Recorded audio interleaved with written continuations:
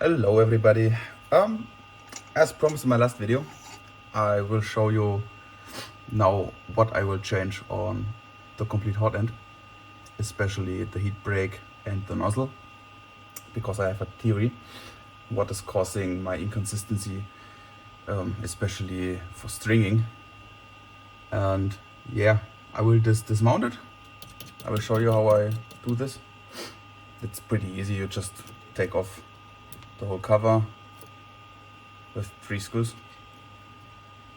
1, 2, and the third is behind the cables here. And then you can pull off the complete cover. Just pull out before you do anything else the bowden, and yeah, then you're ready to go. Yeah.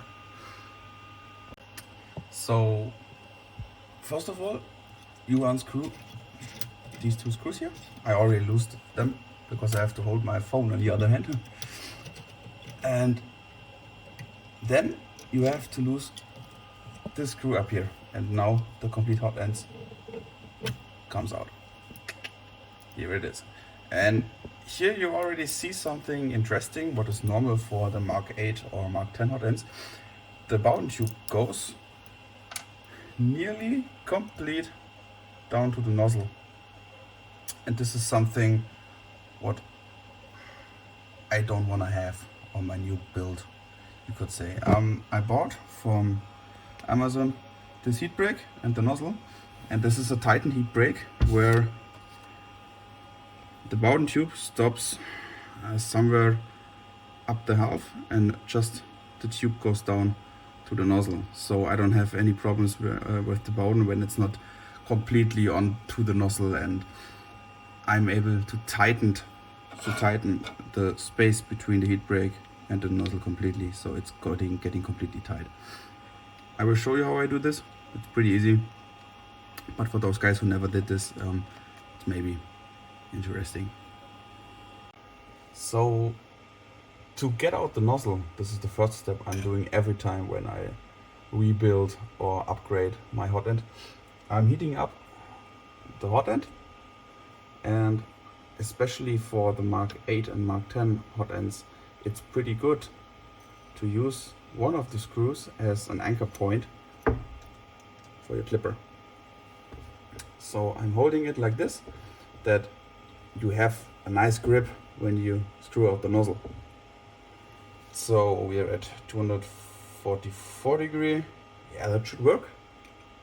Normally it's going pretty easy to unscrew the nozzle. You should be pretty quick when you do this, because the wrench is getting hot too. And now you can see some rests are inside the hot end.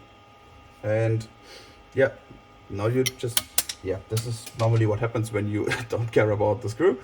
Now you just pull off the hot end and wait until it's cool, and then you can screw out the heat break. So second part is the heat break, and for that reason I use these 2 guys. I clamp in the block, and with some pressure you can unscrew the old heat break. It takes some time because it's a little bit glued to the block. I don't know why. There is some material coming out that does not look like plastic. Maybe some thermal paste, don't know. Strange. There are these screws. Were shit, and again, yeah, I'm lucky with screws, you know. Oh. And it takes some time to get this thing out of there. Oh, come on. Okay. I think we stopped for some reason here. Need more pressure.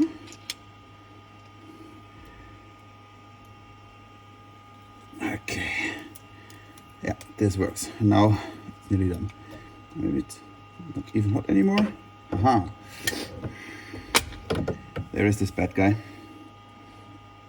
And this looks not good at all. Pretty bad.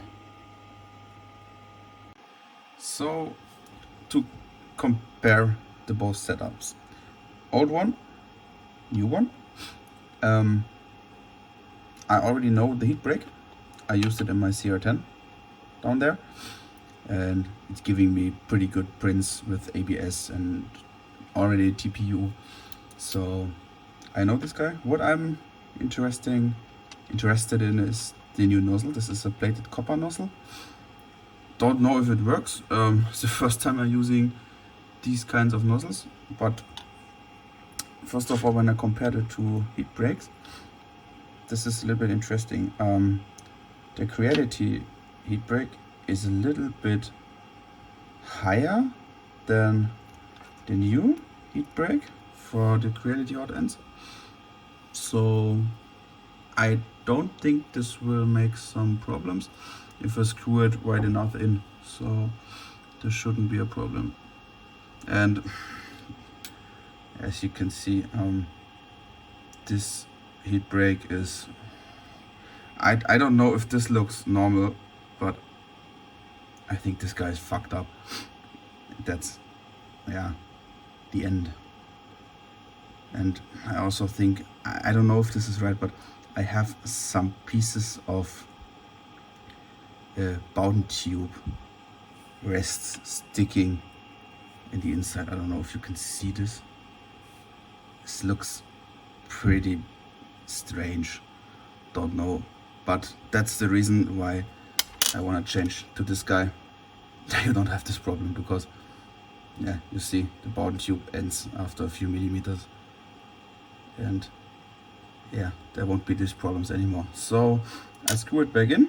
First of all, I screw in the heat break. Or first of all, I screw in the nozzle a little bit, not that it's tightened, so I have maybe, I think, 1 millimeter away from the heat block. Screw in from the other side the heat break, heat it up, and then I tighten the nozzle. And when you tighten the nozzle, you also tighten up the heat break, and everything is fixed. So this is the way I'm going to do it. So I already screwed in the heat break, and I turned in the nozzle, but you can see I already can turn it. And I found out now that the length of the heat break and the length of the nozzle fits pretty good. So now the lower part of the heat break and the block are straight. You can screw in the nozzle, and you see it stops nearly 1 millimeter before it touches the block. And I think when I heat up the block now, then I can tighten the nozzle, and it has nearly about, yeah, I think 0.5 millimeter space, and this will be okay because it is copper, and I don't think you need the connection between the ground of the nozzle and the block. So yeah, we will see if it works. So it's now heated up, and I screwed it in. But when you use nozzles like this, be careful. Don't tighten it too much, it will break. In Germany we say, nach fest kommt ab. Yeah, after tight comes away. I don't know how to pronounce it correctly or translate it, but yeah, this looks pretty good. I'm gonna give it a little bit more, but this feels pretty good. Now I will cool it off. Wait, and one cool stuff what comes with this heat break is they have some thermal compound paste that comes onto the heat break when you push it into the cold end. This is pretty cool. It works really good, and yeah, we will see how it prints. I will make a few test prints and test counts. They hopefully will not look like this. This is crap. and yeah, I hope it works.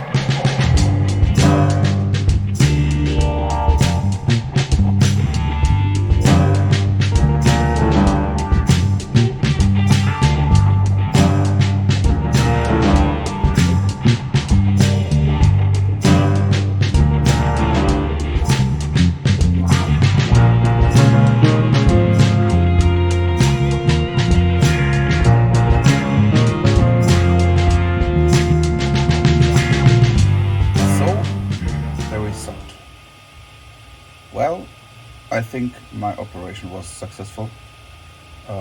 These small strings and blobs, I think I will get them away. I had one issue. I had to take out the Capricorn button because somehow I managed to break it. Or that the inner diameter was not round, it was elliptical, and there was a, yeah, somehow I managed to break it, yes. So I had to replace it with the original one.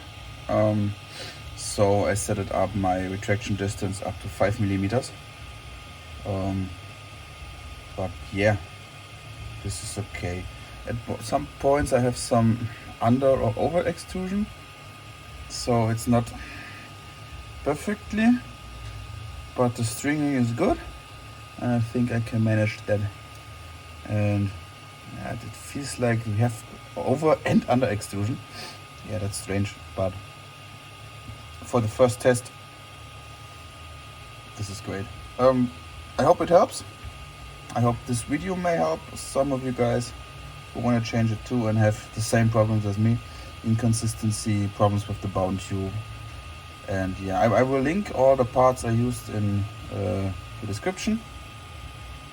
And yeah, I keep you updated what I do, if I have more problems, if I can solve them. And yeah, see ya.